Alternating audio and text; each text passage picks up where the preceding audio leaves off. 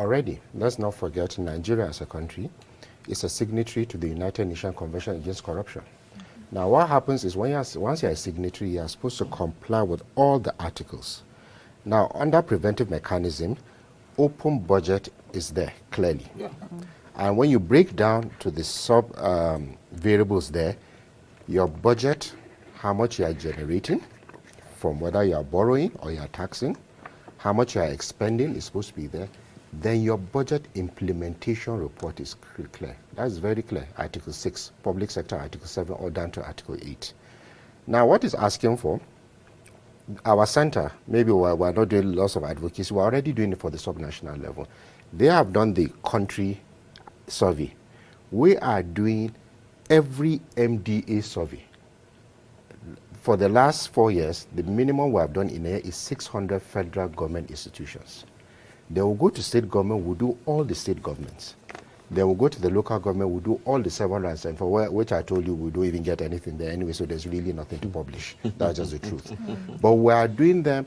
On the budget alone, we have 8 sub-variables of the things we ask for to be published every year.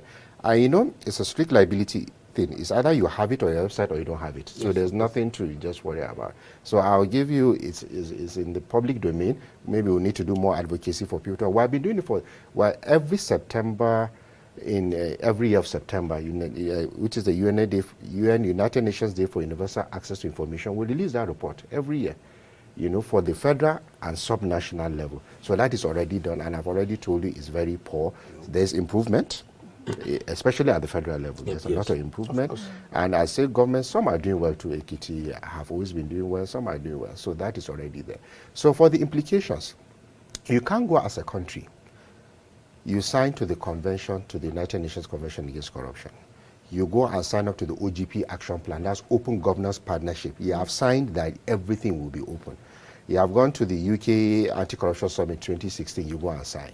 You go, of course, what we call the Financial Action Task Force. Things that have to do with money laundering. You go and sign. You are a signatory there to the Egmont Group. Egmont Group is a group of financial institutions where they will not even give you access to information if you are not complying with certain criteria. So naturally, when you have signed to all these international instruments, you don't need to pass any law. It will be a distraction and a waste of time. You already have to implement them. So when you don't implement them, there are consequences there that happen. One, when we have been looking for money, the president has been traveling around looking for money for foreign investors. The first thing they look at is these rankings. They start looking. Okay, we don't have confidence because you are not open.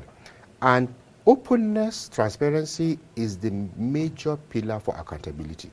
Transparency is just make everything open. We're not saying everything is correct. Exactly. But once everything is open, it will not trigger accountability mechanisms. Exactly. You know, so we have not even been open yet before they even